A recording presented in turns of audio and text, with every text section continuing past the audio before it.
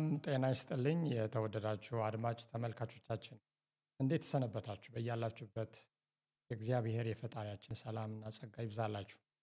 ዛሬ በአዲስ ትምህርት ወደ እናንተ መጥቻለሁ።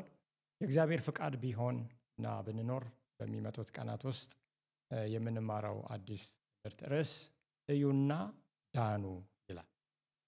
ይሄ እንግዲህ ለሰው ልጅ ለሰብአዊ ፍጡር በጠቅላላው በጣም እጅግ አስፈላጊ የሆነ ጉዳይ ነው። እንዴት ነው? በዚህ ምድር ላይ ካለው እርግማን፣ ከኃጢአት፣ ከሞት የምንድን ነው ፈጣሪ እኛን ለማዳን የሰራው ስራ ምንድን ነው? ከኛስ ምን ይጠበቃል? የሚለውን ነገር የምንመለከትበት ርዕስ ይሆናል እና ሁላችሁም በዚህ ተከታታይ ትምህርት አብራችሁ ከኔ ጋር መጽሐፍ ቅዱስ እንድታጠኑ እጋብዛችኋለሁ። እንዲሁም ደግሞ ዘመድ አዝማድ ወንድም እህቶቻችን ወገኖቻችንን በሙሉ እንድትጋብዙ ይህንን ደግሞ ስርጭት እንድትከታተሉ ናገሩ ስራቸውንም ደግሞ በዩቲዩብ በተለያየ አማራጭ የቀረበውን ደግሞ እንድታጋሩ ጋብዛችኋለሁ። አምላካችን እንዲያስተምረን ጸሎት አድርገን ነው ይህንን ርዕስ የምንጀምረው። ሁላችሁም በያላችሁበት ከኔ ጋር ጸሎት እንድታደርጉ ጋብዛችኋለሁ። እንጸልይ። የሰራዊት ጌታ ቅዱስ እግዚአብሔር ሰማይና ምድርን በቃልህ የፈጠርክ እኛን ለማዳን ራስህን በአንድያ ልጅህ አማካኝነት የሰጠህ ለኃጢአት መስዋዕት የሚሆነውን የከፈልክ በቀራንዮ በጎልጎታ ላይ ልጅህ ኢየሱስ ክርስቶስ ተፈጸመ በሚልበት ሰዓት የመዳናችን ጉዳይ ስለተፈጸመ እኛ የምንጨምረው የምንቀንሰው ሌላ ማድረግ የሚያስፈልገን ነገር ሳይኖር በእርሱ ሁሉም ስለተጠናቀቀ አብ አባት ሆይ በኢየሱስ ክርስቶስ ስም እናመሰግናለን። በዚህ ሰዓት የምንማረውን ትምህርት እንድትባርክ በመካከላችን እንድትገኝ በቅዱስ መንፈስህ እያንዳንዱን የሚያዳምጠውን የሚመለከተውን ሁሉ እንድትባርክ ጸልያለሁ በጌታ በኢየሱስ ክርስቶስ ስም። የእግዚአብሔርን ቃል በመመልከት እንጀምራለን። ከዘኍልቍ ምዕራፍ 21 ቁጥር 5 እስከ 9 እጅግ በጣም የሚደንቅ ታሪክ ነው። የእስራኤላውያን ሕዝብ ጉዞ እንግዲህ የኤርትራ ባህር አካባቢ የተደረገው የ40 ዓመት ታሪክ ዛሬ ለኛ እጅግ በጣም አስፈላጊ ነው እና በዛ ቦታ የሆነውን እንመለከታለን። ዘኍልቍ ምዕራፍ 21 ከቁጥር 5 እስከ 9 የእግዚአብሔር ቃል እንዲህ ይነበባል። ሕዝቡም በእግዚአብሔርና በሙሴ ላይ በምድረ በዳ እንሞት ዘንድ ከግብፅ ለምን አወጣችሁን? እንጀራ የለም፣ ውሃ የለም፣ ሰውነታችንም ይህን ቀላል እንጀራ ተጸየፈ ብለው ተናገሩ። እንግዲህ አምላክ ሰው በእንጀራ ብቻ እንደማይኖር ከእግዚአብሔር አፍ በሚወጣው ቃል ሁሉ እንደሚኖር ለማስተማር የተለያየ ፈተና እንዲመጣ ሲፈቅድ እንመለከታለን እና የሚበሉት እንጀራ እውነቱን ለመናገር ከሰማይ አልተቋረጠም። የሚጠጡትም ውሃ እንዲሁም ከአለት መውጣቱ አልቆምም። ነገር ግን በዚህ ሰዓት የውሸት ክስ በእግዚአብሔር ብሎም ደግሞ በሙሴ ላይ ሲነገር እንሰማለን። ይህ እንግዲህ ከፍተኛ ኃጢአት ነው። የተናገሩት ነገር ሁሉ በኋላ ከእግዚአብሔር ቃል እንመለከታለን። የትኛውን ሕግ እንደተላለፉ ስህተት ነው። ከዛ በኋላ የሆነውን እንመልከት። እግዚአብሔርም በሕዝቡ ላይ እባቦችን ሰደደ ይላል። ሕዝቡንም ነደፉ፣ ከእስራኤልም ብዙ ሰዎች ሞቱ። ምን ማለት ነው? እግዚአብሔር እባቦችን ሰደደ። ለምን? እግዚአብሔር ለምን እባቦች? ለምንስ ፈቀደ? ሰዎቹ የተነደፉበት መርስ ምንድን ነው? እባብ ውስጥ ማንን ይሆን? ይህስ ሞት። እያንዳንዱ የድነት ማሰማሪያ የራሱ የሆነ ጥልቅ የሆነ ጽንሰ ሀሳብ ስላለው እናያለን። ቀጥለን ሕዝቡም ወደ ሙሴ መጥተው በእግዚአብሔርና በአንተ ላይ ስለተናገርን በድለናል። ምንድን ነው የተናገሩት? ሐሰት ነው። እባቦችን ከእኛ ያርቅልን ዘንድ ወደ እግዚአብሔር ጸልይልን አሉት። ሙሴም ስለ ሕዝቡ ጸለየ። ሙሴን እንመለከታለን። እግዚአብሔር አለ፣ ሕዝብ አለ፣ መካከለኛ ነው። ማንን ነው የሚወክለው? እግዚአብሔርም ሙሴን እባብን ሰርተ በዓላማ ላይ ስቀል፣ የተነደፈውም ሁሉ ሲያያት በሕይወት ይኖራል አለው። ሙሴም የናሱን እባብ ሰርቶ በእባብ ላይ ሰቀለ። ማን ነው? በዓላማ ላይ ሰቀለ። እባብም የነደፈችው ሰው ሁሉ የናሱን እባብ ባየ ጊዜ ዳነ። እንግዲህ እርሳችን ከዚህ ነው የተወሰደው። ባየ ጊዜ ሰው ምን አለ? ዳነ። እዩና ዳኑ ነው። እንግዲህ ይህንን ታሪክ ስንመለከት ለእስራኤላውያን መሞት ምክንያት የሆነው ምን ነበር? በጣም አጭርና ግልጽ ነው። የሰሩት ኃጢአት ነው። የእግዚአብሔር ቃል በዘጸአት ምዕራፍ 20 ቁጥር 16 ላይ በባልንጀራ ላይ በሐሰት አትመስክር። ይህንን ከ10ቱ ትእዛዝ በግልጽ የተቀመጠውን 9ኛውን ትእዛዝ ማለት ነው እስራኤላውያን ሲተላለፉ ነው። እንግዲህ ምን የሆነው? ሕግ መተላለፍ ኃጢአት የሆነው በእግዚአብሔር ላይ እንደገናም ደግሞ በሙሴ ላይ ወለ በባልንጀራቸው ወይም በወዳጃቸው በወንድማቸው በሙሴ ላይ ብቻ አይደለም፣ በፈጣሪ ላይም የሐሰት ምስክር ነው። እኛ ራሱ በተለያየ መልኩ ፈጣሪ ላይ የሐሰት ምስክር እየተናገረን ይሁን ዛሬ እናማርር ይሁን። እስራኤላውያን አጉረመረሙ፣ የምሬት ቃልን ካፋቸው አወጡ። ምንም ሳይጎድል በአምላክ ላይ ተማምነው አምላክ የሰጣቸውን እግዚአብሔር ይመስገን ብለው ረክተው ቢኖሩ ኖሮ ይህ ቅሬታ አይመጣም። ለቅሬታው መንስኤ ማን እንደሆነ እንመለከታለን። እንግዲህ ይሄ ለሞታቸው ምክንያት የሆነው ኃጢአት ነው፣ ግን መተላለፍ ነው። ግልጽ ነው በመጽሐፍ ቅዱስ ኃጢአት ማለት ግን መተላለፍ እንደሆነ በተለያየ በቀጥታ በቃልም እንደገና ሰዎች በሰሩት ምሳሌ ማለት ነው ወይም ተግባር ተገልጧል። ከዛ ውጤቱ ምን ነበረ? በእባብ መርዝ ተነድፎ መሞት ነው። የኃጢአት ደሞዝ ምንድን ነው ይላል መጽሐፍ ቅዱስ? ሞት ነው።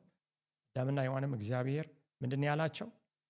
መልካምና ክፉን ከሚያሳውቀው ዛፍ አትብሉ፣ በዛ ቀን በበላችሁ ቀን ሞትን ትሞታላችሁ ይላል። እንግዲህ አስቀድማ ሔዋን ከዛም በኋላ አዳም በዚህ በእባቡ መርዝ ተነድፈው ነበር። ውጤቱ ምን ነበረ?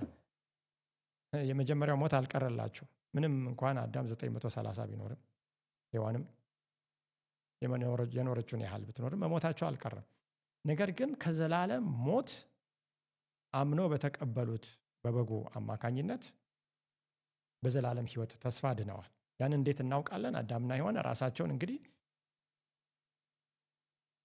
በቅጠል ለመሸፈን ሞከሩ። ያ ግን እንደማይሆን አምላክ አውጥቶ አሳያቸው። ከዛ በኋላ የበግ ቁርበትን አለበሳቸው። ያ ማንን ይወክላል? የእግዚአብሔርን ልጅ ጽድቅ፣ የመዳንን ልብስ ይወክላል። እንግዲህ እስራኤላውያን ስንመለከት እስራኤላውያን በምድረ በዳ ሲጓዙ ከዛ በፊት እባቦች ነበሩ፣ በጣም ተናዳፊ መርዛማ የሆኑ እንዳይነድፏቸው ተከልክለው ተጠብቀው የነበረው ለምንድን ነው? ምንድን ነው የተፈጠረው? እባቦች ሁል ጊዜ መርዛማ ናቸው። ለመንደፍና ለመግደል ደግሞ ዝግጆች ነበሩ። አሁን በአንድ ጊዜ መርዛማ ያልሆኑ እባቦች መርዛማ ሆነው ተገኙ። ወገኖቼ ልዩነቱ ግልጽ ነው። የተፈጠረው ልዩነት የአምላክን ግልጽ የሆነውን ሕግ ቃል ምን ከማለት የተነሳ ነው? ከመተላለፍ የተነሳ ነው። እኛ ተናግረናል በሙሴና በእግዚአብሔር ላይ በዚህ ንግግራችን በድለናል። የተናገሩት ምንድን ነው? የሐሰት ንግግር ነው፣ የሐሰት ምስክር ነው። ይህንን ከቃሉ አይተናል። ስለዚህ እስከ ታዘዙ ድረስ በዙሪያቸው የእግዚአብሔር ከለላና ጥበቃ ምን አይልም አይነሳም። ሁልጊዜ በደህንነት ውስጥ የሚቀመጡ ናቸው። መጽሐፍ ቅዱስ ሲናገር ሰይጣን እንደሚያገሳ አንበሳ የሚውጠውን ፈልጎ በዙሪያችሁ ይዞራል። ያ እባብ በዙሪያችን መዞሩ አሁንም አልቀረም። ያ የቀደመው ዘንዶ እንደሚያገሳ አንበሳ መዞሩ አልቀረም። ነገር ግን እኛን የሚታደገን የኢየሱስ ክርስቶስ ጥበቃ ነው። ይሄ ደግሞ ከለላ በደሙ መሸፈን ልንለው እንችላለን። የሚጠበቀው የሚኖረው ምን እስካለን ድረስ ነው? እስከ ታዘዘን ድረስ ነው። አለመታዘዝ፣ የእግዚአብሔርን ቃል አለመጠበቅ ጥበቃን፣ የመለኮትን ከለላ ከዙሪያችን ምን ይላል? ያነሳል። ስለዚህ እባቡ የሚያገኘው ለመንደፍ ማንን ነው? የሚተላለፈውን ሰው ነው። የእግዚአብሔር ከለላ ጥበቃ የሌለውን ሰው ነው። ስለዚህ የእስራኤላውያን ምሳሌ በቂ ነው ወገኖች። ሕግን በመተላለፍ ይህንን ክፉ ነገር በራሳቸው ላይ ማምጣታቸው ለእኛ ትምህርት እንዲሆን ነው። ታዲያ ሕዝቡ ያደረገው ምንድን ነው? መፍትሄው ጋር ስንመጣ ቁጥር 7 ላይ ቀደም ያነበብነው ቃል ዘኍልቍ 21 ላይ እንዲህ ይላል፣ በእግዚአብሔርና በአንተ ላይ ስለተናገርን በድለናል። ኃጢአትን ምን ማለት? ማመን፣ መናዘዝ። ግልጽ በሆነ መንገድ የተናገርነው ንግግር በደል ነው። እባቦችን ከኛ ያርቅልን ዘንድ ወደ እግዚአብሔር ጸልይልን። ዛሬ ወደ እግዚአብሔር የሚጸልየው ሙሴ አይደለም። ሙሴ ተምሳሌት ነው። የሚመጣው ሊቀ ካህናት ተምሳሌት ነው። ንስሐ ነው የገቡት። በግልጽ ነው ስለሰሩት ኃጢአት የተናዘዙት፣ ያዘኑት። ንስሐ ማለት ሙሉ በሙሉ በፊት ከሚሰራው ከሚኖረው ከሚደረገው ነገር እግዚአብሔርን ከሚያሳዝነው ነገር ምን ማለት ነው? መዞር መለየት ነው። የእግዚአብሔር ባሪያ ሙሴ የክርስቶስን አይነት ሚና ሲጫወት እንመለከታለን። በተከታታይ በሚበድለው ሕዝብና በእግዚአብሔር መካከል አማላጅ ሆኖ የሚቆመውን የሚጸልየውን ጸልይልን ነው ያሉት። ዛሬ ወገኖች የእኛ ጸሎት ወደ ፈጣሪ የሚደርሰው በማን አማካኝነት? የእኛ ጎዶሎ ያለበት እንከን ያለበት ፍጹም ያልሆነው ብዙ ጊዜ በስህተት የተሞላው ጸሎት ፍጹም በሆነው ምንም እንከን በሌለበት እግዚአብሔርም ደግሞ ለማሽተት እንደ መልካም መስዋዕት በኋላ እንደምንመለከተው የኃጢአት መስዋዕት እንደዛ ዕጣን የሚቀበለው የክርስቶስ ኢየሱስን ጸሎት ነው። ይህን እንመጣበታለን። ምክንያቱም በማቴዎስ 17:5 ሰማይና የምድር አባት የሆነው እግዚአብሔር ስለ ልጁ እንዲህ አለ፣ በእርሱ ደስ የሚለኝ የምወደው ልጄ ይህ ነው፣ እርሱን ስሙት። እርሱን ስሙት። በሌላ አባባል እኔም እሱን ምን እለዋለሁ? በእናንተ ጸሎት የሚመጣውን እሰማለሁ ነው። አንደኛ ጢሞቴዎስ 2:5 ላይ እንዲህ ይላል፣ አንድ እግዚአብሔር አለና በእግዚአብሔርና በሰው መካከል ያለው መካከለኛው ደግሞ አንድ አለ፣ እርሱም ሰው የሆነ ክርስቶስ ነው ይላል። አንድ እግዚአብሔር አለ፣ በእግዚአብሔርና ደግሞ በዚህ ሰብአዊ ፍጡር ወይም በዚህ ዓለም ወይ በዚህ ሰው መካከል ሰው የሆነው አንድ አለ። እርሱም ማን ነው? ሰው ብቻ አይደለም፣ መለኮትም ነው፣ እሱ ክርስቶስ። ስለዚህ በዚህ በክርስቶስ ብቻ ነው ወደ እግዚአብሔር ጸሎታችንን ልናደርስ የምንችል። ወገኖቼ ብቻ የሚለውን ቃል በምን አይነት መልኩ አጽንኦት መስጠት እንደሚገባኝ አላውቅም። ሌላ ቃል የለውም። መጽሐፍ ቅዱስ አንድ ነው ያለው፣ እርሱም ሰው የሆነው ክርስቶስ ነው ብሎ ሌላ የምንመለከት ከሆነ ከቃሉ ውጭ ሆነናል። ሌላ አለ ብለን አምነን የምንጸልይለት ካለ ጸሎታችን ትክክል አይደለም። እንግዲህ ዛሬ ስንምጣ በእባቡ ተነድፎ የማይሰቃይ ማን ነው? ይህንን የምንመለከት ይህንን የምንሰማ ያልተነደፍን ሰዎች አለን? በኢትዮጵያ በተለያየ አገር በያለንበት ገጠር፣ ከተማ፣ ወረዳ፣ ቀበሌ በዚህ ከመርዙ የተነሳ በመጣ ጉስቁልና ስቃይ መንፈሳዊ፣ አእምሯዊ፣ አካላዊ ሊሆን ይችላል፣ የስጋ ደዌ ሊሆን ይችላል። ያልተሰቃየ ማን? ሁኔታው የተለያየ ሊሆን ይችላል እያንዳንዱ ሰው። አንዳንዶቻችን ግራ መጋባት ውስጥ ልንኖር እንችላል። ለህይወት የተዛባ የተለያየ አመለካከት ሊኖረን ይችላል። ህይወት ከፈጣሪ እንደመጣ የምንጠራጠር ሰዎች በዚህ ምድር ላይ ያለንበትን ዓላማ የተፈጠርንበትን ዓላማ ሳናውቅ ለራሳችን መለያ ይሆን ዘንድ ማንነት ይሆን ዘንድ ከተለያየ ቦታ ነገሮችን እየሞከርን ያለን ሰዎች፣ እየተንከራተትን ያለን ሰዎች ራሳችንን ለማግኘት እውነትን ሳናውቅ በዝንጉነት ውስጥ ወይም በስህተት ትምህርት ውስጥ ወድቀን ያለን ሰዎች፣ ይህ ሁሉ መርዝ ነው። በጥላቻ፣ በአእምሮ ጭንቀት፣ በትዕቢት፣ በውሸት፣ በትምክት፣ በራስ በመመካት፣ በሙስና ሊሆን ይችላል። እግዚአብሔርን ሳይሆን ሰውን በማስደሰት ከሰው ከበሬታና ጥሩ ስፍራን ደግሞ ወንበርን ለማግኘት ህሊናንና እውነትን ሸጠን እየኖርን ይሁን? እንዲህ ከሆነ በእባቡ መርዝ ተነድፈናል። የእባቡ መርዝ በርካታ ነገር ነው የሚያደርገው። በአንደኛው ዮሐንስ 1:8 ላይ በአንደኛው ዮሐንስ ምዕራፍ 1:8 ላይ እግዚአብሔር ቃል ሲናገር ኃጢአት የለብንም ብንል ራሳችንን እናስታለን፣ እውነትም በእኛ ውስጥ።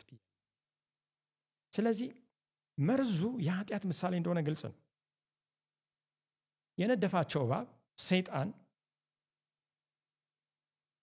የሚሰራውንም ስራ የሚያመላክት እንደሆነ በጣም የሚያሻማ ነገር አይደለም። ሮሜ 3:23 ላይ ሁሉ ኃጢአትን ሰርተዋልና የእግዚአብሔርም ክብር ጎሏቸዋል ይላል። ስለዚህ ወደ ተሰቀለው ማየት ያድናል የሚለው የፈጣሪ ቃል የማያስፈልገው ሰው ማን ነው? በሌላ አባባል ይሄ አያስፈልገኝም የሚል ሰው በእባቡ መርዝ ምን ያላለ ነው? ያልተነደፈ ሰው ነው ማለት ነው።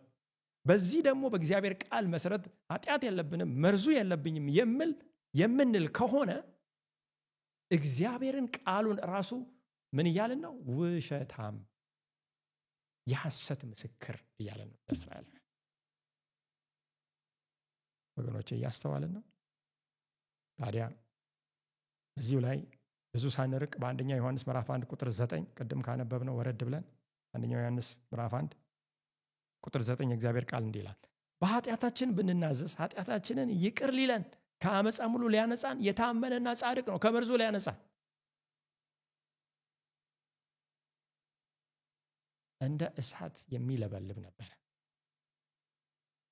እስራኤላውያንን የነደፈው በዛ በሙሴ ዘመን ያ የበረሃው እባብ። ስለዚህ ከዚህ ሊያነጻን የታመነና ጻድቅ ነው። ይህንን የምንመለከት ሁሉ የምስራች አለ ወገኖቼ። አንድ ወደ ሆነው መምጣት እንችላለን፣ መናዘዝ እንችላለን። ኃጢአት አላደረግንም ብንል ሐሰተኛ እናደርገዋለን፣ ቃሉም በእኛ ውስጥ የለም። ይዋሽ ዘንድ ደግሞ እግዚአብሔር ምን አይደለም? ሰው አይደለም። ታዲያ የእግዚአብሔር መልስ ለዚህ ለእስራኤላውያን ንስሐ ኑዛዜ ምን ነበረ? እንግዲህ በጣም እንግዳ የሆነና በኋላም እንደምናየው ሞኝነት የሚመስል መልስ ነው ፈጣሪ የመለሰው። ህዝቡም ሙሴም ልንል እንችላለን ወደ እግዚአብሔር ሲጮሁ የተለመደ ነገር አለ። ይህም ምንድን ነው? ለኃጢአት የሚሆን መስዋዕት ማምጣት። እንግዲህ የኃጢአት መስዋዕት አለ፣ የሚቃጠል መስዋዕት አለ። በዋናነት የኃጢአት መስዋዕት ለተሰራ ኃጢአት ምን የሚለው የሚቀርብ ነው።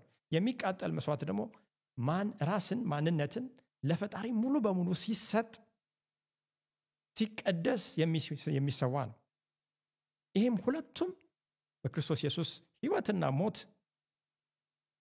በመሃል በነበረው አገልግሎት ሁሉ ተፈጻሚነት አግኝቷል። በኋላ እንመለከታለን። እንግዲህ ኃጢአት ሲሰራ በድጋሚ የተለመደው በመቅደሱ አደባባይ ላይ በሚገኘው መሰዊያ ላይ ለኃጢአት መስዋዕት አምጥቶ ማቅረብ፣ ካህኑም ከዚህ የዋህ እንስሳ ደም በመውሰድ በቅዱስና በቅድስተ ቅዱሳን መካከል ባለው መጋረጃ ላይ መርጨት ነበር። ምክንያቱም ከመጋረጃው ጀርባ ምን አለ? ታቦቱ አለ። በታቦቱ ውስጥ የእግዚአብሔር ሕግ አለ። ግን መተላለፍ ነው። ግን መተላለፍ ሞት ነው የሚጠይቀው። ይኸው ፍትህ፣ ይኸው የኃጢአት ቅጣት፣ ይኸው ደም፣ ይኸው ስርየት የሚለው ነው በዛ የሚስተማር የነበረው። ስለዚህ በዚህ በሰው ምትክ ሆኖ የሚሞተው እንስሳ በደሙ አማካኝነት ኃጢአት ወደ ቤተ መቅደስ መተላለፉ፣ ካህኑም የሕዝቡን ኃጢአት ተሸክሞ ወደ መቅደሱ መግባቱ፣ ተምሳሌትነቱ ሁሉ ወደ ማን ነበር የሚያመላክተው? አንድ ቀን መጥቶ የዓለምን ኃጢአት ወደሚያስወግደው ወደ እግዚአብሔር ልጅ ወደ ክርስቶስ ነበረ። ወደ ቤተ መቅደሱ ሂዱ አላለም። በጣም የሚደንቅ ነው በዚህ ስፍራ የሆነው ነገር። እዛው አስቸኳይ የሆነ መፍትሄም እንደሆነ ማሰብ እንችላለን። ምክንያቱም ፋታ የሚሰጥ አይደለም፣ መርዝ ነው። እጅግ በጣም የሚለበልብ ነው። የእንግሊዝኛውን ስናይ እንደውም እሳት አይነት ፋይሪ ሰርፐንት፣ እሳት አይነት መርዝ ከውስጣቸው የሚወጣ እባቦች ነበሩ። ስለዚህ የድነት እቅድ ማስተማሪያ ቤተ መቅደስ እንዲሆን ተሰጥቶ ሳለ በመለኮት በዛው በአምላክ ታዲያ ለምንድን ነው ራሱ መለኮት የናስ እባብ ከፍ አድርገህ ስቀል ያለው ሙሴ? ዳዊት በመዝሙር 63 ቁጥር 2 ላይ እንዲህ ይላል፣ ኃይልንና ክብርን አይ ዘንድ እንዲሁ በመቅደሱ ውስጥ ተመለከትኩ። በጣም የሚገርመው ወደ መቅደሱ ተመልከቱ አላለም፣ ወደ ተሰቀለው ተመልከቱ። ምክንያቱም እንመለከታለን በኋላ ላይ መስቀሉ በአዲስ ኪዳን ላይ የሚመጣውን መስቀሉን ምን የሚል ነው የሚያመለክት ነው። እንግዲህ ዳዊት ኃይልና ክብር በመቅደስ ውስጥ አለ፣ ያንን እመለከታለሁ አለ። መዝሙር 77 13 ላይ አቤቱ መንገድህ በመቅደስ ውስጥ ነው፣ እንደ አምላካችን ያለ ታላቅ አምላክ ማን ነው? መንገድ፣ እውነት፣ ሕይወት የሆነው ማን እንደሆነ እናውቃለን። ቤተ መቅደሱ ኃጢአት እንዴት ባለ መልኩ እንደሚወገድ ማስተማሪያ መሆኑ አልቀረም። ዛሬ በተለይ በቤተ መቅደሱ ወዳለው በተለይ ወደ ቅድስተ ቅዱሳን እንድንመለከት በዛ እያገለገለ ወዳለው ወደ ሊቀ ካህናት እንድናይ ሐዋርያት እንዲሁም ጳውሎስ በዋናነት በዕብራውያን መጽሐፍ ላይ በርካታ መልእክት ትቶልናል። በዚያ በምድረ በዳ መርዛማው እባብ ለተነደፉትና እየሞቱ ላሉት ግን የተለየ መመሪያ ነው የተሰጠው። የኃጢአት መስዋዕት ሰውልኝ አይደለም፣ መልካም የሆነውን ስራዎቻችሁን ወይም ለኃጢአት መስዋዕት የሚሆነውን ጠቦት ጊደር አምጡልኝ አይደለም። ጥሩ ስራ በመስራት ተመላለሱ ወይም ማቅና እንደው ማቅ ለብሳችሁ አመድ ነስንሳችሁ በመሬት ላይ ሆናችሁ ንስሐ ግቡ አይደለም የተባለው። ሙሴንም ከካህናት ጋር እጅህን ቶሎ በታመመ ሁሉ ላይ ጭነ ጸልይ አይደለም የተባለው። እዩና ዳኑ። ወገኖቼ አይናችንን ከፍተን ማየት ምን ያህል ነው የሚከብደው? ከፍ ያለን ቦታ የተሰቀለን ቀና ብሎ አንገትን ማየት ምን ያህል ነው የሚከብደው? እኔ ማየት አልችልም፣ አይኔን ያመኛል፣ አይኔ የለኝም ልትሉ ትችላላችሁ። ወገኖቼ በዚህ ማየት ውስጥ የተጠየቀው ነገር እምነት። ዛሬ ማየት የተሳነን ሰዎች ካለን በእምነት ግን በአይናቸው እያዩ ማየት ካቃታቸው ይልቅ ማየት እንችላለን፣ መመልከት እንችላለን። የእግዚአብሔር ቃል በአንደኛ ቆሮንቶስ 1:21 ላይ በእግዚአብሔር ጥበብ ምክንያት ዓለም እግዚአብሔርን በጥበቧ ስላላወቀች በስብከት ሞኝነት የሚያምኑትን ሊያድን የእግዚአብሔር በጎ ፍቃድ ሆኗል። አሁን ይህንን እንግዳና ሞኝ የሚመስል ነገር ማየትና መዳንን ማን ነው በዓለም የሚገኝ ሳይንቲስት የትኛው አመክንዮ የትኛው ጽንሰ ሐሳብ ቲዮሪ ነው ሊያብራራ የሚችለው? እንግዲህ የነሐስ እባብ እንዲሰቀል የተፈለገበት ምክንያት ምንድን ነው? እሱን እንመልከት። ሌሎች ሐሳቦችን እንቀጥላለን። እስራኤላውያን በምድረ በዳ በድንኳን በተሰራው በዚያ ከቦታ ወደ ቦታ በሚንቀሳቀሰው መቅደስ ውስጥ የሚሰውት መስዋዕት ሁሉ ክርስቶስን የሚያመላክታቸው እንጂ የሚያድናቸው እንዳልሆነ ሊያስተምራቸው ፈልጎ ነበር። ስለዚህ በድን በሌላ አባባል የሞተን ነገር ከፍ አድርጎ ያሳየው። ነገር ግን በቤተ መቅደስ ውስጥ ሊያስተምር የፈለገው ፈጣሪ በርካታ ዓመታትም ቢያደርጉት እስራኤላውያን ማስተዋል አቃታቸው። የመቅደሱ ማዕከል የሆነው ማን እንደሆነ እሱ ላይ ትኩረት ማድረጋቸው ቀርቶ የመቅደሱ ስርዓት ላይ ሆነ። በመቅደሱ ውስጥ ሊታይ የታሰበው የእግዚአብሔር ባህሪ ወይም የሕጉ ቅድስና ክቡር የሆነው አገልግሎት ሁሉ ከእይታቸው ጠፍቶ የሚደረገው አገልግሎት በአይናቸው ተራና ርካሽ ሆነ። በኋላም በኤሊ ልጆች የተከሰተው ይህ ነው።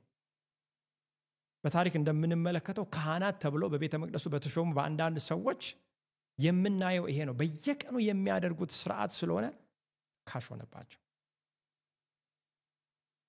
አንድ ጽሑፍ ላንብብላችሁ፣ እናንተ በስክሪኑ ላይ ትመለከታላችሁ። ጌታችን ኢየሱስ ክርስቶስ በአዲስ ኪዳን በመጣበትም ሰዓት መቅደሱ ላይ አይኖቻቸውን ማድረጋቸው እስራኤላውያን ልክ እንደ ጥንቱ የእስራኤል ሕዝብ በሙሴ ዘመን እንደነበረው አይነት ሆኖባቸዋል። ጽሑፉ እንዲህ ይላል። በዚያን ጊዜ እስራኤላውያን የመስዋዕቱን አገልግሎት በራሱ ኃጢአትን የሚያስተሰርይ አድርገው ተቀብለውት ነበር። ስርዓቱ ወገኖች፣ እኛ የምንጸልየው ጸሎት ራሱ እኛ የምንሰጠው ምስጋና፣ ስግደት፣ መባ፣ አስራት ወይም አገልግሎት ሊሆን ይችላል። ያ ስራው ራሱ መልካም እንደሆነ ኃጢአትን የሚያስተሰርይ ጾም ጸሎታችን ኢሳይያስ 58 ላይ ነው የሚናገረው። ኃጢአትን የሚያስተሰርይ አድርጎ ማመን ዛሬም ይህ አይነት አባዜ አለ። እናም ሊያመላክት የፈለገውን ክርስቶስን ማየት ተሳናቸው ማለት ነው፣ መቅደሱ ሊያመላክት የፈለገውን። እናም እግዚአብሔር ልክ እንደዚያ የነሐስ እባብ አገልግሎታቸው ሁሉ በራሱ ዋጋ ቢስ እንደሆነ፣ ነገር ግን አእምሯቸውን ወደ ታላቁ የኃጢአት መስዋዕት ወደ ሆነው ክርስቶስ ለመምራት እንደሆነ ሊያስተምራቸው ፈለገ። ስለዚህ ዛሬም ባጭሩ እያንዳንዱ ሰው ወደ ተሰቀለው እንዲያይ ነው።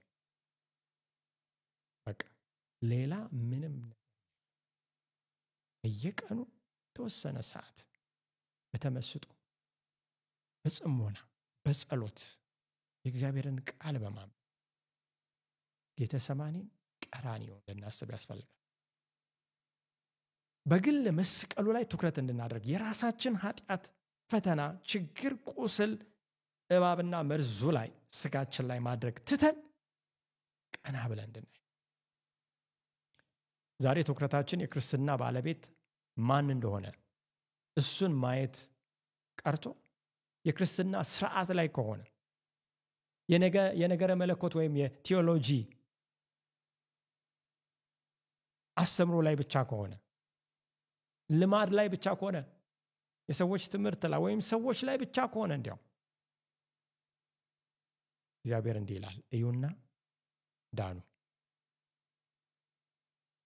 ሌላ ነጥብ እንመልከት። ታዲያ በእባቡ መርዝና ከፍ ብሎ በተሰቀለው በድን እባብ መካከል ያለው ግንኙነት ምንድን ነው? ሰዎቹ እየሞቱ ባሉበት ሞትና በተሰቀለው መካከል ያለው ግንኙነት ምንድን ነው? ወገኖቼ ማየት ብቻና ከዛ መዳን ምን ያገናኘዋል? መመልከትና ገዳይ ከሆነው መርዝ ነፃ መሆን ምን አገናኝ? ይሄ በአምላክ የተሰጠው መፍትሄ ትእዛዝ ጭምር ነው ወገኖቼ። ኃይሉ ያለው እግዚአብሔር በተናገረው ቃል ውስጥ ነው። ያንን ቃል ታዞ በመፈጸም ውስጥ ነው። እንደገና በዓለም ሳይንስ አሁን እናንተ አውቃለሁ በምትሉት እውቀት፣ ደርሻለሁ በምትሉት ትምህርት፣ በዚህ ትምህርት ተመስክሮልኛል በምንለው ነገር ሊብራራ፣ ሊገለጽ፣ ሊተነተን አይችልምና እሱን እንተው። በስብከት ሞኝነት የሚያምኑትን ሊያድን የእግዚአብሔር ፍቃድ ሆኗልና። እንግዲህ ይህ በዘኍልቍ የምናገኘው የኤርትራ ባህር ዳርቻ ጉዞ ሲያደርግ በነበረው እስራኤል ላይ የመጣው ታሪክ ብቸኛው በብሉይ ኪዳን የምናገኘው ተምሳሌት ነው። ለየትኛው ነው ተምሳሌት የሆነው? አስቀድሞ የተሰጠ ነው። ለየትኛው? በአዲስ ኪዳን ላይ ለምናገኘው መስቀል አስተማሪ እንዲሆን የተሰጠ ነው። ቀራንዮን ያስታውሰናል። ቀራንዮ በዮሐንስ ወንጌል ምዕራፍ 3 ላይ ኒቆዲሞስን እናገኛለንና የኒቆዲሞስ ፈሪሳዊ ሰው ነበረ። በጣም ከሊቃውንትና ከአለቆች ወይም በዛ ስፍራ ሳኔድሪን ከምንላቸው የፈሪሳውያን ጉባኤ፣ ሃይማኖታዊ ጉባኤ ማለት ነው፣ መካከል አንዱ ነበር። ስለዚህ በርካታ ንግግሮችን ተነጋገሩ ክርስቶስና ኒቆዲሞስ። ከዛ በቁጥር 15 ላይ ጌታችንና መድኃኒታችን እንዲህ አለው፣ ሙሴም በምድረ በዳ እባብን እንደሰቀለ እንዲሁ በእርሱ የሚያምን ሁሉ የዘላለም ሕይወት እንዲኖረው እንጂ እንዳይጠፋ የሰው ልጅ ይሰቀል ይገባል። ይሄ ንግግር ትንሽ ለኒቆዲሞስ የሚከብድ ነው። ምክንያቱም በኒቆዲሞስ ሕይወት በዛ ሰዓት የምናየው ትምክህት አለ። እውነትን አምኖ አለመቀበል፣ ራስን እንደ ልጅ ዝቅ አለማድረግ። ይህንን ፈሪሳዊ እናያለን። በራሱ ስራ ለመጽደቅ የሚሞክር ነገር ግን በክርስቶስ ኢየሱስ ደግሞ ሕይወት የተወቀሰ ልቡ ወደ እውነት እያዘነበለ ያለ ሰውን እንመለከታለን። አንዳንዶቻችን ዛሬ እንደ ኒቆዲሞስ እንሆን ይሆናል። በሌላ አባባል ትንሽ ግራ መጋባትና አለማመን ትምክህትም ስላለ ኒቆዲሞስ በእባቡ መርዝ ተነድፎ ነበር ማለት ይችላል። ምክንያቱም እየተናገረ ያለው ኢየሱስ ይህንን ሙሴ ሰቅሎ እስራኤላውያን እንደዳኑ ሁሉ የሰው ልጅ ወይም እኔ ተሰቅዬ ካላየኸኝ ምን አትልም? አትድንም። ከዋና ከመንፈስ ዳግም ልትወለድ አትችልም። ወደ እግዚአብሔር መንግስት ልትገባ አይሆንልህም ያለው።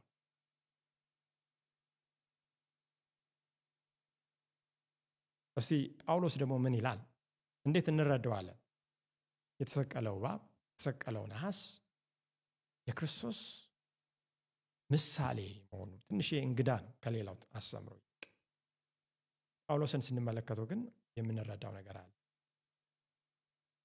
የእግዚአብሔር ቃል በሮሜ ምዕራፍ 8 ከቁጥር 3 እስከ 4 እንዲህ ይላል፣ ከስጋ የተነሳ ስለደከመ ለሕግ ያልተቻለውን እግዚአብሔር የገዛ ልጁን በኃጢአተኛ ስጋ ምሳሌ በኃጢአትም ምክንያት ልኮ አድርጓልና እንደ መንፈስ ፍቃድ እንጂ እንደ ስጋ ፍቃድ በማንመላለስ በእኛ የሕግ ትእዛዝ ይፈጸም ዘንድ ኃጢአትን በስጋ ኮነነ። በርካታ ሐሳብ አለ። ጥሩ ነው። ስጋ ደክሟል ይላል። እንግዲህ ከስጋ ድካም የተነሳ ሕግ ያልቻለው ነገር እንዳለ ይናገራል። ምን ማለት ነው የስጋ ድካም? እንግዲህ ይሄ አካል ወይም ስጋዊ አካላዊ የሆነው ድካም የሚመጣው ምን በማለት ነው? በመስራት ነው አይደል እንዴ? እረፍት ከማጣት የተነሳ ምን ይመጣል? በቂ የሆነ እረፍት ካለማግኘት የተነሳ ድካም ይመጣል። ግልጽና አጭር ነው። ይሄ የተወሳሰበ ሳይንስ አይደለም።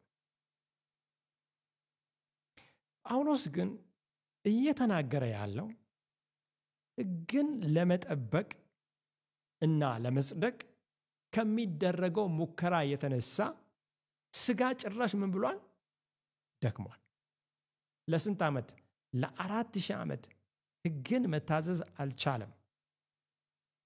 በራሱ ጻድቅ ሊሆን አልቻለም። ሕጉም ሊያጸድቅ አልቻለም። ስለዚህ ከስጋ ድካም ከስጋ አለመታዘዝ የተነሳ ለሕግ ያልተቻለው ምንድን ነው? ሰውን ማጽደቅ ነው። ከላይ ጀምሮ ሮሜን መልእክቱን እንዳለ ማለት ይቻላል ስንመለከት አይሁዳውያን ሕግን በመታዘዝ ለመጽደቅ ምን ይሉ ነበረ? በስራ ለመጽደቅ ለመዳን ይሞክሩ ነበር። ኢየሱስ ክርስቶስን እናምናለን የሚሉት አይሁዳውያን እንኳን ሳይቀር።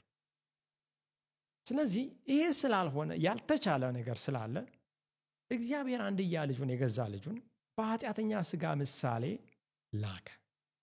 በኃጢአትም ምክንያት ልኮ አድርጓል። ምንድን ያደረገው? ለሕግ ያልተቻለው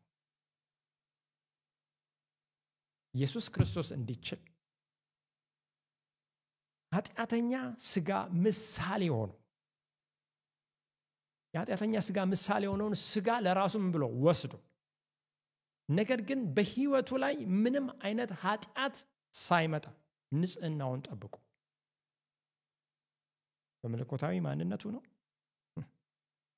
በመለኮታዊ ማንነቱ ቢሆን ኖሮ ክርስቶስ ኢየሱስ ኃጢአትን ሳያደርግ የኖረው ለእኛ ምሳሌ ሊሆን አይችልም። ለእኛ ምሳሌ ሊሆን የቻለው ክርስቶስ በኃጢአተኛ ስጋ ምሳሌ ወይም ስጋን ለብሶ እንደኛ ሰው ሆኖ ለእግዚአብሔር ሐሳብና ሕግ ግን ራሱን አስገዝቶ በምድር ላይ በአባቱ ላይ በመመካት በአባቱ ጸጋ በየቀኑ በንጽህና ኃጢአት አንድም ሳይነካው ያለ ነቁጥ ያለ እንከን ምን አለ ኖረ 33 ዓመት ተኩል። ብታምኑም ባታምኑ እስቲ አንድ ንጹህ ስለሆነ ሰው አስቡ። መቼም ቢሆን ተሳስቶ የማያውቅ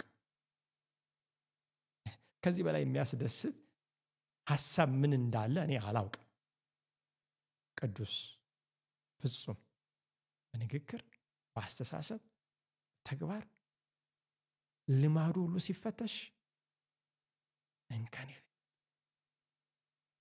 ስለዚህ በእርሱ አደረገው ለሕግ ያልተቻለው። ለምን?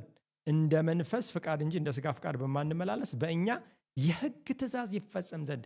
የሕግ ትእዛዝ መፈጸሙ ኢየሱስ ክርስቶስ የሕግ ፍጻሜ መሆኑ ጽድቅ ይባላል። ኢየሱስ ክርስቶስ ለመጥመቁ ዮሐንስ ወደ ዮርዳኖስ ወንዝ ሄዶ ሊጠመቅ በፊቱ በቀረበ ጊዜ እኔ በአንተ እጠመቃለሁ እንጂ እኔ አንተን አላጠምቅም በሚልበት ጊዜ ጽድቅን ሁሉ ልንፈጽም ይገባናል ነው። ጽድቅን የፈጸመ የእግዚአብሔር ልጅ ነው። ወገኖች፣ ብዙ ሰዎች ሕግ የሚለውን መታዘዝ የሚለውን ከጽድቅ ለይተው ያስባሉ፣ ያስተምራሉ። የእግዚአብሔር ልጅ ግን ከሕግ ውጭ የሆነን ጽድቅ አያውቅም። ውስጡ መታዘዝ ያለበትን ጽድቅ ነው ጽድቅ የምንለው፣ ያውም ፍጹም መታዘዝ የክርስቶስ ጽድቅ። ለዚህ ነው ክርስቶስ ጽድቃችን እንደሆነ ስናምን የእርሱ ጽድቅ ለእኛ ኃጢአተኞች ምን የሚልልን የሚቆጠርልን። አሁን ወደ ስጋ ድካም እንመለስ እንደገና። ብዙዎቻችን በዛው ስላለ ማቴዎስ 26:41 የእግዚአብሔር ቃል እንዲህ ይላል፣ መንፈስስ ተዘጋጅታለች፣ ስጋ ግን ደካማ ነው አለው። ለጴጥሮስ፣ ለዮሐንስ፣ ለያዕቆብ መጸለይ ከክርስቶስ ጋር መትጋት ያቃታቸውንና እንቅልፍ ተጭኗቸው የነበረባቸውን እነዛን ደቀ መዛሙርት ተናገረ። ስለዚህ ስጋዊ አስተሳሰብ ቀጥለን እንደምንመለከተው ኃጢአተኛ ማንነትን የያዘ ነው። ቀጥለን እናያለን። ስለ ስጋ ማሰብ ካርናሊ ማይንድድ ወይም ስጋዊ መሆን፣ የእግዚአብሔርን ሕግ ለመጠበቅ አለመቻል፣ በራስ በስጋ ሙከራ ማድረግ፣ ኢየሱስ ክርስቶስ የሌለበት ማለት መንፈስ ቅዱስ የሌለበት ስጋዊ አስተሳሰብ የእባቡ መርዝ ነው። ይህንን በደንብ መያዝ አለብን። ኃጢአተኛ ማንነት ነው። አዳማዊ ነው። የመጀመሪያው አዳም ምድራዊ ነው። ከታች የሆነ ነው ማለት ነው። ስለዚህ አይሁድ በዚህ ድካም ውስጥ ሆነው በስጋዊ ማንነት ሕጉን ለመጠበቅ ጭራሽ ለመጽደቅ ይሞክሩ ነበር። ሮሜ 10:3 ሲናገር የእግዚአብሔርን ጽድቅ ሳያውቁ የራሳቸውንም ጽድቅ ሊያቆሙ ሲፈልጉ ለእግዚአብሔር ጽድቅ ምን አላሉም? አልተገዙ። የራሳችንን ጽድቅ ለማቆም የምንሞክር ሰዎች ከጸጋው ስተን ምን ብለናል? ወድቀናል። ኢየሱስ ክርስቶስ ያቆመው ጽድቅ በቀራንዮ ላይ ተፈጸመ በማለት ያጠናቀቀው ጽድቅ ነው። ዛሬም ለሚፈልጉት ለሚያምኑት ሁሉ በነፃ ምን የሚለው ነው? የሚሰጠው ነው። ማንም የተጠማ ወደ እኔ ይምጣ፣ የሕይወትንም ውሃ እንዲያው በነፃ ምን ይበል? ይውሰድ። ስለዚህ እንደ ጳውሎስ እንደ እግዚአብሔር ቃል አይሁዳውያን በዚህ በደከመ ስጋ እንደውም ከኃጢአትና ከበደል የተነሳ ሌላ ቦታ ጳውሎስ እንደሚናገረው ሙት በሆነ ስጋ ጭራሽ ሕጉን በመታዘዝ ለመጽደቅ ሙከራ ያደርጉ ነበር። ይሄ ለ4000 ዓመታት ተሞክሮ ሊሆን አልቻለም። ስጋ ሊያደርገውም ሊታዘዝም አይቻለው። ይህም የእግዚአብሔር ዕቅድ አይደለም የሚለውን አጽንኦት እየሰጠ ነው። ስለዚህ ከ4000 ዓመታት ሙከራ በኋላ ስጋ ምን ተወሰነበት ብላችሁ ብትጠይቁ መጽሐፍ ቅዱስንም በዚህ ጉዳይ ብታጠኑ ሰማይ ምን ወሰነ? ይህ ስጋ መሞት አለበት። ይሄንን የኃጢአተኛ ምሳሌ የሆነውን ስጋ መለኮት የሆነው የእግዚአብሔር ልጅ ለብሶት ወደዚህ ምድር መጥቶ ስጋን ከነምሻቱ ከኃጢአት ጋር እንዲያስወግደው ተወሰነ። እንመለከታለን ይሄ ቤተነ ከዛ በፊት ግን ሁለተኛ ቆሮንቶስ 5:21 ላይ እግዚአብሔር ቃል ሲናገር፣ ምክንያቱም መጽሐፍ ቅዱስን ማየት አለብን ወገኖች፣ ለእያንዳንዱ ነገር ማስረጃ የሚሆነን የእግዚአብሔር ቃል ነው። ጥቅስ በጥቅስ ትእዛዝ በትእዛዝ ጥቂት እዚያ እያልን መጽሐፍ ቅዱስን ካላጠናን በአንድ አስተምሮ ዙሪያ መጽሐፍ ቅዱሳዊ ማስረጃዎችን ሰብስበን ማረጋገጫውን ካላገኘን መቀበል የለም። ሁለተኛ ቆሮንቶስ 5:21 ስለዚህ ምን ይላል? ሁለተኛ ቆሮንቶስ 5:21 እኛ በእርሱ ሆነን የእግዚአብሔር ጽድቅ እንሆን ዘንድ ኃጢአት ያላወቀውን እርሱን ስለኛ ኃጢአት አደረገ። በጣም ጥሩ። በምድረ በዳ አሁንም ወደ ታሪካችን ስንመለስ የተሰቀለው እባብ ኃጢአትን ይወክላል። የእግዚአብሔር ልጅ በመስቀል ላይ ያደረገው ነገር አንዱ ምንድን ነው? ራሱ ኃጢአት ነው። አብም ልጁን በመስቀል ላይ ወዶና ፈቅዶ ምን አደረገው? ኃጢአት አደረገው፣ ኃጢአትን ያስወግድ ዘንድ። የሚወደውን በመጽሐፍ ቅዱስ ፈጣሪ ለአብርሃም ሲናገር የምትወደውን አንድያ ልጅን ይዘህ ወደ ሞሪያ ተራራ ሂድ፣ በዛም ሰዋል። ስለዚህ የተሰቀለው እባብ የሰይጣን ብሎም መርዙ የኃጢአት ምሳሌ እንደሆነ ግልጽ ሊሆን ይገባል ወገኖች። ኢየሱስ ክርስቶስ ኃጢአትን የኃጢአት ደሞዝ የሆነውን ሞት በሞት ላይ ስልጣን ያለውንም ዲያብሎስን ሰይጣንን ሊያጠፋ ኃጢአት ሆነ። ስለዚህ ክርስቶስ በመስቀሉ ላይ ኃጢአት ሆኖ ሲሞት በዚህ በመስቀል ሞቱ ኃጢአትንም ገደለ፣ ሰይጣንንም እንዲሁ። አሁን ከሞተ ሰይጣን ጋር ጭንቅላቱ ከተቀጠቀጠ ሰይጣን ጋር ከተገደለና ከተደመሰሰ ሰይጣን ጋር የታገለ እንደሆነ ማመን አለብን ወገኖች። ትግሉ ሰልፉ የክርስቶስ ነው፣ ተፈጸመ ብሎ ጨርሶታል። በተደላደለ ባለቀ መስዋዕትነት ነው ያለነው። ድል አድራጊነት ላይ ነው ያለነው። ኢየሱስን አምነዋለሁ ሆነ። ስለዚህ የኛ ድርሻ ኢየሱስን ማመን ብቻ ነው። አሁን ክብር ለሱ ይሁንና ሰይጣንን በዘፍጥረት 3:15 ላይ እንደተጻፈው የሴቲቱ ዘር የእባቡን ዘር ምን ይለዋል? የእባቡን ራስ ይቀጠቅጠዋል። ጠላትነት ይኖራል በሴቲቱ ዘርና በእባቡ ዘር። ዘሩ ደግሞ የሰይጣንን ራስ ምን ይላል? ይቀጠቅጣል። ይሄ የተደላደለ፣ የተደመደመ፣ የተጠናቀቀ፣ ተፈጸመ የተባለ እውነት ነው። በዕብራውያን 2:15 ላይ እግዚአብሔር ቃል ሲናገር ዕብራውያን 2:15 ላይ እንግዲህ ልጆቹ በስጋና በደም ስለሚካፈሉ እርሱ ደግሞ በሞት ላይ ስልጣን ያለውን በሞት እንዲሽር ይኸውም ዲያብሎስ ነው፣ በሕይወታቸውም ሁሉ ስለ ሞት ፍርሃት በባርነት ይታሰሩ የነበሩትን ሁሉ ነፃ እንዲያወጣ በስጋና በደም እንዲሁ ተካፈለ። ወገኖቼ እኛ ሰዎች ኢየሱስ ክርስቶስ ደግሞ የኛን አይነት ሰውነት ነገር ግን ያለ ኃጢአት ወስዶ ሆኖ ተገኘ። በነገር ሁሉ ተፈተነ ከኃጢአት በቀር ቃሉ እንደሚል።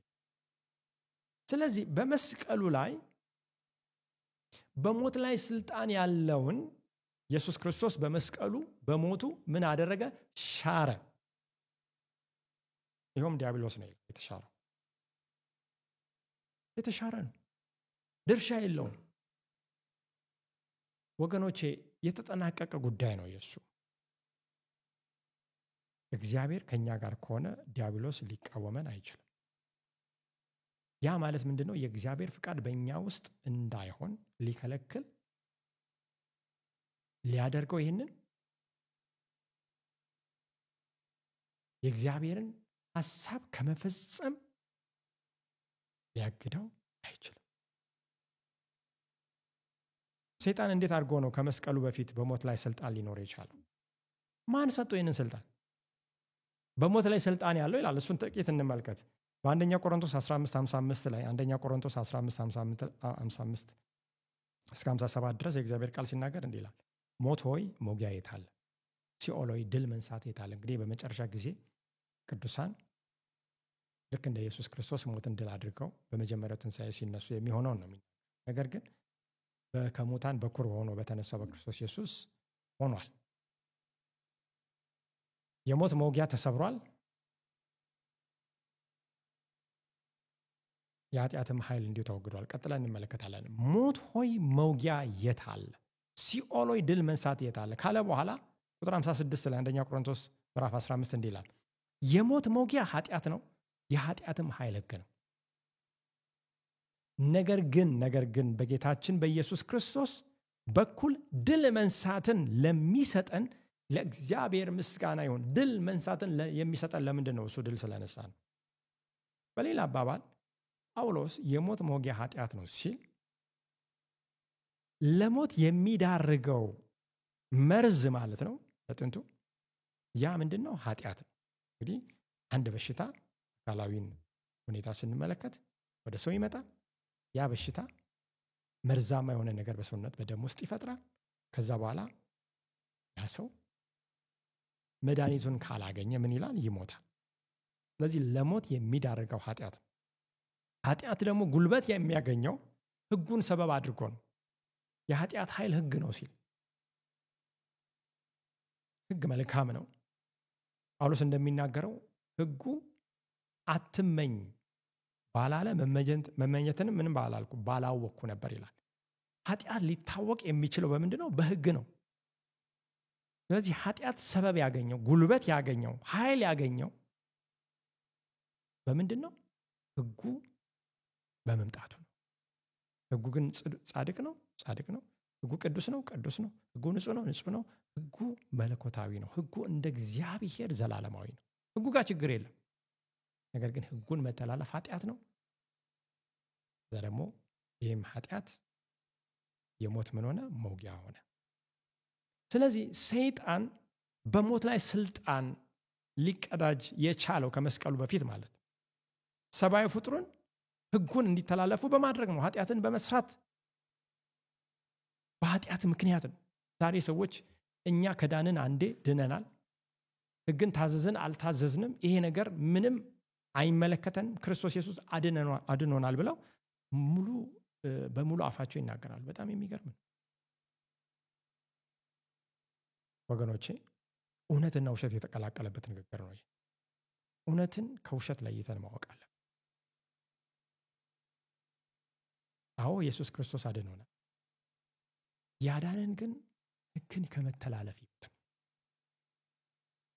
ታዲያ ለምንድን ያዳነን? ሕግን እንድንታዘዝ ነው። ይሄ እኮ ግልጽና አጭር ነው። ይሄ ራሱ መርዛም የሆነ የእባቡ ገዳይ የሆነ በሽታ ላይ የሚጥል ሞት ላይ የሚጥል የስተት አስተምሮ ሕጉንና ጸጋውን ለይቶ አንዴ ከጸደቅኩ አንዴ ከዳንኩ መታዘዝ አያስፈልገኝም የሚለው አስተሳሰብ ዛሬ እንዲህ አይነት ሰዎች ካለን ይሁንና ዳኑ የሚለው እኛ የማይመለከተው ሰው የለም። ስለዚህ ሰይጣን በዚህ ኃጢአት በሚባለው መርዛማ መሳሪያው በሰው ልጅ ላይ ሞት እንዲነግስ አደረገ። ታዲያ ኢየሱስ ክርስቶስ በሕይወቱ በአገልግሎቱና በሞቱ ይህንን ለማጥፋት ምንድን ያደረገው? በሕይወቱ ሁሉ ኢየሱስ ክርስቶስ የእግዚአብሔርን ሕግ ምን አለ? ታዘዘ፣ ጽድቅን ሁሉ ፈጸመ፣ ሕግን መጠበቅ አይቻልም የሚለውን ክስ ለአንዴና ለመጨረሻ ጊዜ ውድቅ አደረገ። ይህ ብቻ አይደለም። ክርስቶስ የዓለምን ኃጢአት ሁሉ ተሸክሞ በመስቀል ላይ በሚሰቀልበት ጊዜ ኃጢአትን ምን አደረገው? አስወገደው። ኃጢአትን ይዞ ነው የወጣው። እግዚአብሔር ኃጢአት አደረገው፣ ኃጢአትም ተገደለ፣ ተወገደ። ስለዚህ ሞት ሆይ መውጊያ የት አለ ብለን ልንዘምር እንችላለን። የሞት መውጊያ ምንድን ነው? ኃጢአት ነው። ኃጢአት ምንድን ነው? የእግዚአብሔርን ሕግ መተላለፍ ነው። ይህንን በሕይወቱ ይህንን በአገልግሎቱ ይህንን በሞቱ ሽሯል የእግዚአብሔር ኃጢአትን። በድጋሚ ለመናገር የኃጢአት ኃይል ሕግን መተላለፍ ነበር። ክርስቶስ በሕይወቱና በሞቱ ሁሉ ሕግን ሲፈጽም ማለትም በገዛ በእግዚአብሔር ጽድቁ ኃጢአትን ምን አደረገ? ደመሰሰ። ክብር ለሱ ይሁን። ስለዚህ ኃጢአት ሲደመሰስ ሞትም እንዲሁ ደግሞ በሞት ላይ ስልጣን ያለው ሰይጣንም በአንድነት በመስቀል ላይ ተወገደ። ለዚህ ነው ኢየሱስ ክርስቶስ ተፈጸመ ብሎ የጮኸው። ይሄ የተረጋገጠ ድል ነው። ይሄ የማያሻማ የመለኮት ዕቅድ 100% በክርስቶስ ኢየሱስ የተፈጸመ ነው። ስለዚህ እንደ እግዚአብሔር ቃል ሰይጣን ራሱ እግዚአብሔር ልጅ ተቀጠቀጠ በቀራንዮ ላይ። ስለዚህ የእግዚአብሔርን ልጅ ማመን፣ የተሰቀለውን መቀበል፣ ክርስቶስ የሞተው የኔን ሞት ነው፣ የኔን ቅጣት ነው የተቀጣው። እግዚአብሔር ፍትህን የፈጸመው ምሕረትም በዛው በመስቀል ላይ የተገለጠው እግዚአብሔር ፍቅርም የታወቀው በቀራንዮ ላይ ነው።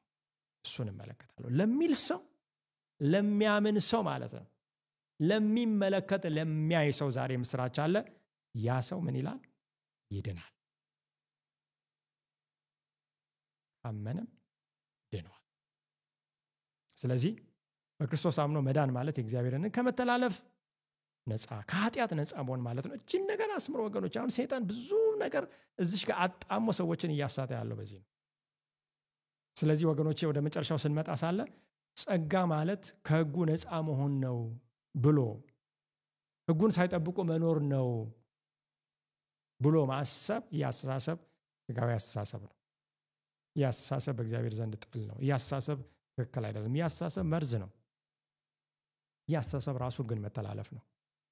ይህ አስተሳሰብ ኃጢአት ነው። ይህ አስተሳሰብ ሞት ነው። ስለዚህ ቀና ብለው በጥንት ጊዜ እስራኤላውያን ሕይወት የሌለበትን እባብ ሲመለከቱ የነደፋችሁና ብዙዎች እንዲሞቱ ያደረገው ሲያሰቃያችሁ የነበረው ተገሏል በማን ቃል? በእግዚአብሔር ቃል አማካኝነት። መጽሐፍ ቅዱስ ወደ አዲስ ኪዳን ስንመጣ የእግዚአብሔር ቃል የእግዚአብሔር ልጅ ነው። ቃልም ሥጋ ሆነ ጸጋና እውነትን ተሞልቶ በእኛ አደረ ይላል።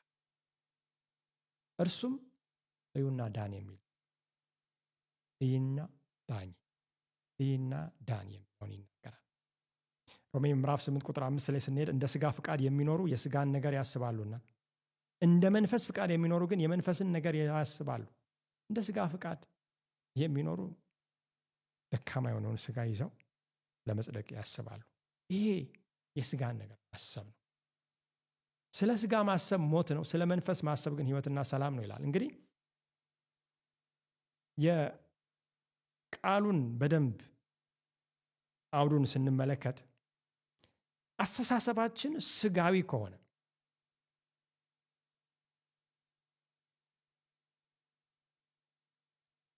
አስተሳሰባችን ምድራዊ ከሆነ አስተሳሰባችን ዓለማዊ ከሆነ መጨረሻው ምንድን ነው? ሞት ነው።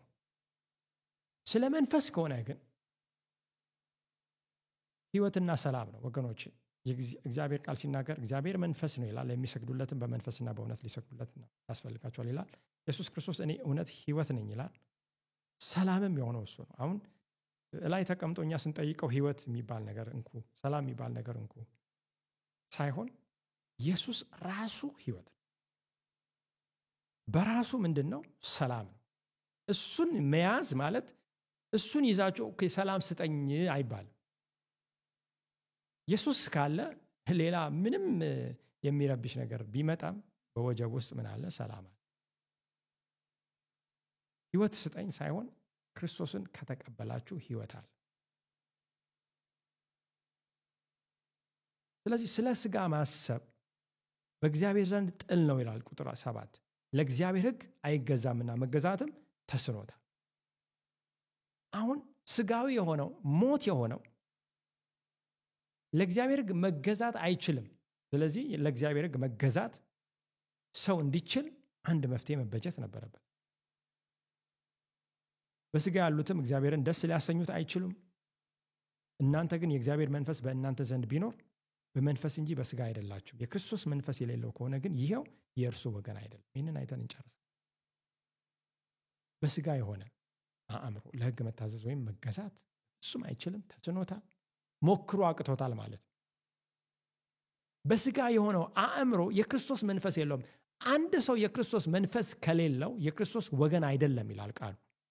ይህም የእርሱ ወገን አይደለም። የክርስቶስ ወገን ካልሆነ አንድ ሰው ምንድን ነው ማለት ነው? የክርስቶስ ጠላት ነው። ምክንያቱም ምንድን ነው ያለው ክርስቶስ? ከእኔ ጋር ያልሆነ እኔን ምን ይለኛል? ይቃወመኛል። ተቃዋሚ ይላል መጽሐፍ። የክርስቶስ ተቃዋሚ ይላል። በሌላ አንቲክራይስት፣ ጸረ ክርስቶስ ነው። ስሙን እየጠራ እኮ ነው ክርስቲያን ነኝ እያለ። አስተሳሰቡ ግን ምንድን ነው? ሥጋ ነው አስተሳሰቡ። ወይም አስተሳሰባችን ምን ሊሆን ይችላል? የእግዚአብሔርን ሕግ መከተል መታዘዝ የለብንም ሊሆን ይችላል። አንዳንዶቻችን በድፍረት በመድረክ ላይ ደግሞ እናስተምራለን። ንስሐ የምንገባበት ጊዜ ነው ወገኖቼ። ይሄ ስለ ሥጋ ማሰብ የሚለው የአማርኛ ቃል ሥጋዊ የሆነው አስተሳሰብ የእግዚአብሔር ጠላት ነው የሚለውን ትርጉም ይዛል። ጥል ነው ይላል። ጠላትነትን ያደረገው ደግሞ በዘፍጥረት 3:15 ላይ ስናይ በእባቡና በሴቲቱ ዘር መካከል ጠላትነትን ያደረገው እግዚአብሔር ነው። በፍጹም ሊስማሙ አይችሉም። ሁለቱ ምን ያሉ ናቸው? የተለያዩ ናቸው። ስለዚህ በሌላ አባባል የሥጋ አስተሳሰብ አእምሮ ማለት መርዝ ነው። መርዛማ የሆነው የሰይጣን አእምሮ ነው ማለት ነው።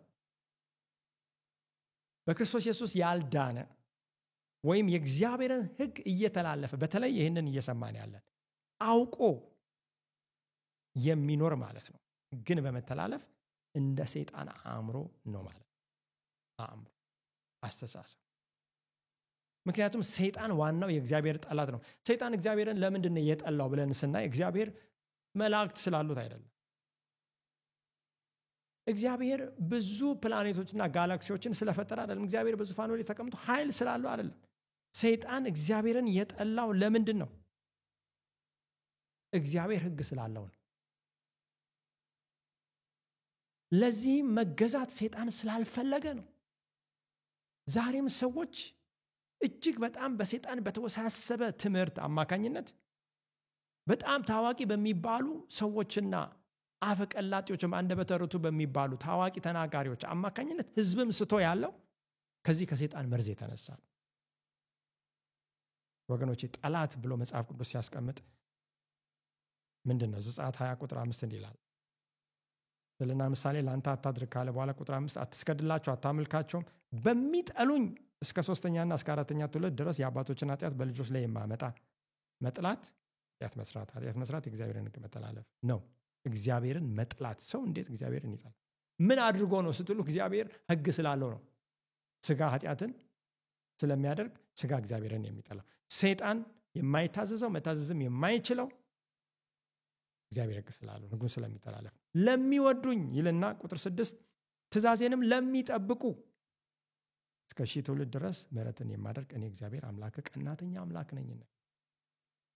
በዳንኤል 9:4 ዳንኤል ጸሎቱን ሲያቀርብ እንዲህ ይላል፣ ጌታ ሆይ ከሚወዱህና ትእዛዝን ከሚፈጽሙ ጋር ቃል ኪዳንና ምሕረትን የምጠብቅ ታላቅና የምታስፈራ አምላክ ሆይ ይላል። ጸሎት እየጸለየ ነበር። የራሱንም ኃጢአት የሕዝቡንም ኃጢአት እየተናዘዘ የእስራኤልን መፍረስ መፈጸም 70 ዓመቱ እንዳለቀ በኤርሚያስ መጽሐፍ እያስተዋለ ይጸልይ ነበረ፣ ይማልድ ነበረ። ከሚወዱ ትእዛዝን ከሚፈጽሙ ዮሐንስ 14:15 ብትወዱኝ ትእዛዜን ጠብቁ ይላል። ዮሐንስ 14:21 ላይ ትእዛዜ በእርሱ ዘንድ ያለችው የሚጠብቃትም የሚወደኝ እርሱ ነው፣ የሚወደኝንም አባቴ ይወደዋል፣ እኔም እወደዋለሁ፣ ራሴንም እገልጥለታለሁ። ስለዚህ እኛም ሆነን ጥንት እስራኤላውያን አይኖቻችንን ከኛ ላይ፣ አይኖቻችንን ከነደፈን መርዝ ላይ፣ አይኖቻችንን ከፈተናችን ላይ፣ ከኃጢአታችን ላይ፣ በዙሪያችን ካለው ዓለምና ሁኔታ፣ ከቤታችን ከትዳራችን ላይ፣ ከሚስቶቻችን ከባሎቻችን ከልጆቻችን እየገደለን ካለው ምንም አይነት መርዝ ሊያድነን ወደሚችለው ወደ ተሰቀለው ቀና ብለን እዩና ዳኑ። ወገኖቼ ያለው ኃይል ጥንትም እግዚአብሔር ቃል ውስጥ ነበር።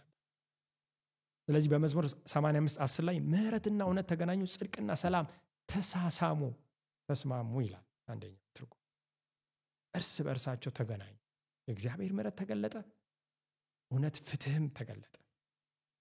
ኃጢአትን ቅጣት በልጁ ላይ፣ ኃጢአትን መስዋዕት በልጁ ላይ በልጁ አማካኝነት ፈጸመ። እግዚአብሔር ሰውን አጸደቀ፣ በጻድቁ አማካኝነት ሰላምን ሰጠ።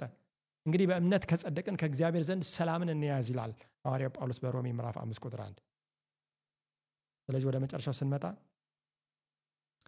እኛ መሞት የነበረብን ከኃጢአት ከእባቡ መርዝ መነደፍ የተነሳ እያለን በእኛ ምትክ ግን የተሰቀለውን ስናይ ጽድቅን ሰላምን ስናምን እና ስንቀበል እሱን ይህ በህይወታችን ይሆናል። እሱ ራሱ ሰላም ነው፣ እርሱ ራሱ ህይወት ነው፣ እርሱ ራሱ ደስታ ነው፣ እርሱ ራሱ እርካታ ነው፣ በቂ ነው። ከበቂ በላይ ሌላ ነገር አያስፈልግም። እሱ ራሱ የእግዚአብሔር ጽድቅ ነው። የእግዚአብሔር ጽድቅ የእግዚአብሔር መታዘዝ ነው። በኢየሱስ ክርስቶስ ተፈጽሟል። እርሱ እንደተመላለሰ በእርሱ እኖራለሁ የሚል ሁሉ ሊመላለስ ይገባዋል ተብሎ እንደተጻፈ ልቡ የተቀየረ በእግዚአብሔር መንፈስ ማለት ነው ይጸድቃል። ሌላ የተሰቀለው ነገር ገላትያ 6:14 ነገር ግን ዓለም ለእኔ የተሰቀለበት እኔም ለዓለም የተሰቀልኩበት ከጌታችን ከኢየሱስ ክርስቶስ መስቀል በቀር ሌላ ትምክህት ከኔ ይራቅ። ኃጢአት ተሰቀለ፣ ሞት ተወገደ፣ ዲያብሎስ ተወገደ። እኔ ተሰቀልኩበት፣ ዓለም ተሰቀለ። ለዚህ ነው ጳውሎስ ከክርስቶስ ጋር ተሰቅያለሁ፣ አሁን እኔ አልኖርም፣ ክርስቶስ ግን በእኔ ይኖራል። አሁን የምኖረው ኑሮ በወደደኝና ራሱን አሳልፎ በሰጠኝ በእግዚአብሔር ልጅ ላይ ባለኝ እምነት የምኖረው ነው ይላል። ይሄ መስቀሉ አንደኛ ለዘላለም እግዚአብሔርን የምናመሰግንበት ነው። ሁለተኛ ለዘላለም የምንማረው ሳይንስ። ስለዚህ ወገኖቼ ወደ እሱ እንምጣ። ከፍ ያለውን እንምጣ። የተለወጠ ልብ ይሰጠናል። ከመርዙ ነፃ ያደርገናል። አዲስ መንፈስ ይሰጠናል። አዲስ ልብ ይሰጠናል። በትእዛዙም ያስኬደናል። እኛም አምላካችን እንለዋለን፣ እሱም ሕዝቤ ይላል። ይህን እንድናደርግ እግዚአብሔር ይርዳን። የሚቀጥለውን ደግሞ በሚቀጥለው ክፍለ ጊዜ እንመለከታለን። በዚህ ዙሪያ እየጸለይን ከእግዚአብሔር ጋር እየተነጋገረን እንቆያለን። የዛሬውን ክፍለ ጊዜ በጸሎት እናጠናቀቅ። አብረን እንጸልይ። ቅዱስ አባት ስለነበረን ጊዜ እናመሰግናለን። አሁንም ደግሞ አንተ ፍቱን የሆነውን መድኃኒት በቀራንዮ በመስቀል ላይ ስለገለጥክልን ተመስገን። እኛ ምንም ሳይጠበቅ ሁሉም ነገር በእርሱ ስለተፈጸመ ከፍቅር ከመውደድ የተነሳ ከኛ ውጪ በሆነው በአንተ ኃይል ይህንን ስላደረከው እናመሰግናለን። ይህንን አምኖ መቀበልና መዳን ይሁንልን።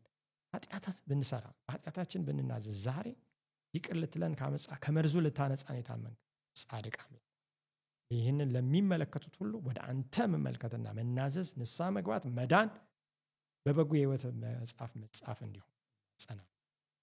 ይህ የተዘራው ዘር ለዘላለም ይሁን፣ ጽድቅን ፍሬ ያፍራ። ሰማን ተመስገን በጌታ በኢየሱስ ክርስቶስ